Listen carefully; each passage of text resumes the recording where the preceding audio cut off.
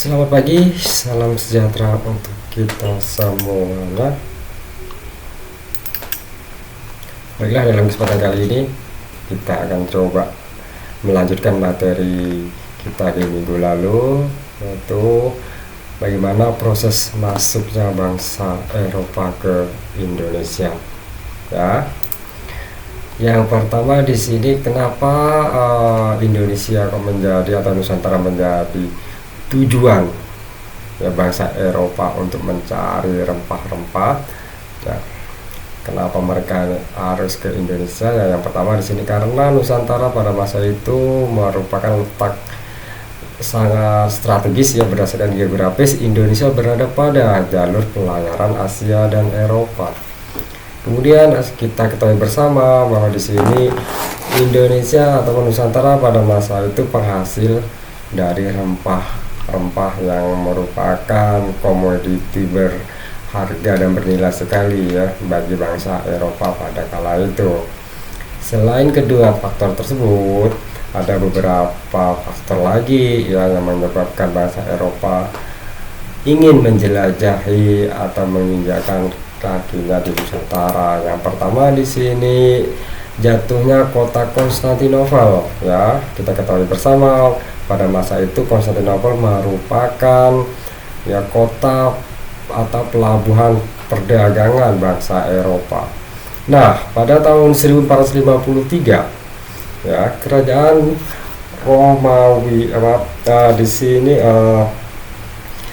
Turki Utsmani berhasil menguasai Konstantinopel. Nah, ini berakibat bahwa Turki menutup kota tersebut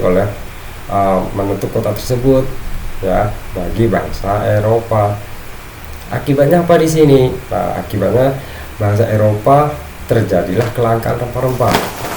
Maka dari itu mulailah mereka dan bangsa Eropa di sini mencari negara penghasil dari rempah-rempah untuk bangsa Eropa. Nah, tujuan mereka melakukan pelayaran di sini ini karena semboyan 3G-nya ada gold, mencari kekayaan, kemudian glory, menjadi kejayaan atau menjajah ya, dan yang terakhir adalah gospel sebagai penyebar agama. Kita lanjutkan. Penjelajahan pertama di sini dipelopori oleh bangsa Portugis ya, si Bartolomeus Dias pada tahun 1486. Si Dias di sini memulai pelayarannya bertolak dari Lisabon, Portugis, bergerak ke arah selatan menyusuri pantai barat Afrika sampai di ujung selatan benua Afrika yang kemudian diberi nama Tanjung Harapan. Kenapa bisa demikian? Karena si Dias ini gagal ya menginjakkan kakinya di Nusantara. Ya. Kemudian Bartolomeus Dias kembali lagi ke Portugis karena pelayarannya di sini terganggu oleh alam ya. Pada masa pelayaran Bartolomeus Dias di sini, si Dias ya beberapa armada kapalnya di sini dibantah mendapat tantangan cuaca yang buruk ya, gelombang atau badai yang besar. Kemudian dari si Dias di sini dilanjutkan lagi oleh si Vasco da Gama di tahun 1498. Bertolak dari Lisabon ke arah selatan menyusuri pantai barat Afrika sampai di ujung selatan benua Afrika, kemudian melanjutkan perjalanannya sampai di India di wilayah Kalkuta. Nah, jadi si Vasco da Gama di sini berhasil mencapai wilayah Asia Barat ya. Terus kemudian dilanjutkan lagi Alfonso de Albuquerque ya berhasil menaklukkan Malaka di tahun 1511. Nah, si Alfonso di sini ya dari pelayaran bangsa Portugis berhasil menginjakkan kakinya di Nusantara di tahun 1511 dan berhasil menaklukkan atau menguasai wilayah Malaka. Kemudian dari Malaka, si Alfonso di sini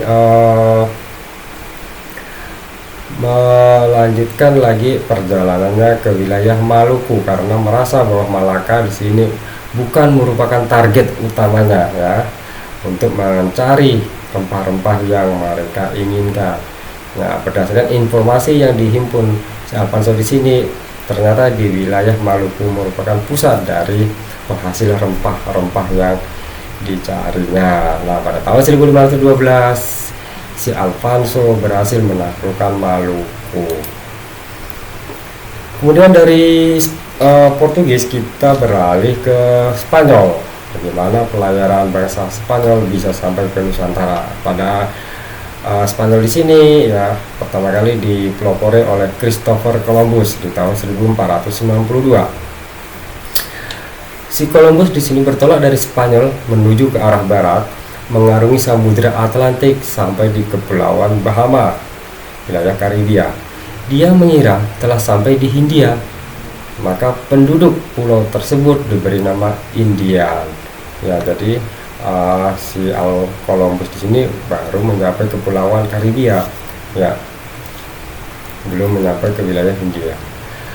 Kemudian dari Columbus ini, ya, kemudian perjalanannya dilanjutkan lagi si Magellan, ya, sampai ke Sebastian Delcano pada tahun 1521. Jadi ini Magellan, ini Delcano-nya. Bertolak dari Spanyol ke arah barat mengarungi Samudra Atlantik, menyusuri pantai timur Amerika sampai di ujung selatan benua Amerika. Kemudian dari benua Amerika di sini mengarungi lagi Samudra Pasifik yang sangat luas dan tenang sampailah di wilayah Filipina. Di sana Ferdinand Magellan tewas oleh orang Mactan karena si Magellan sini memiliki perangai yang sangat kasar sehingga dia ditolak kehadirannya oleh bangsa Filipina. Kemudian sisa pasukannya di bawah pimpinan Sebastian Delcano melanjutkan perjalanannya, tibalah di wilayah Kalimantan, ya. Dari Kalimantan si Sebastian Delcano di sini melanjutkan lagi pelayarannya ke wilayah Maluku dan pulang ke Spanyol lewat Tanjung Harapan, ya, dengan membawa rempah-rempah hasil bumi dari wilayah Maluku. Keberhasilan Delcano ini tersebar luas di negara Spanyol, ya. Nah, dasar atau landasan yang dipakai dalam penjelajahan samudra adalah Perjanjian Tordesillas yang dijalankan oleh Paus Alexander VI, yang berisi pembagian wilayah atau arah penjelajahan samudra. Untuk Portugis sendiri ini mendapat kekuasaan ke wilayah timur, sedangkan Spanyol belajar ke arah barat.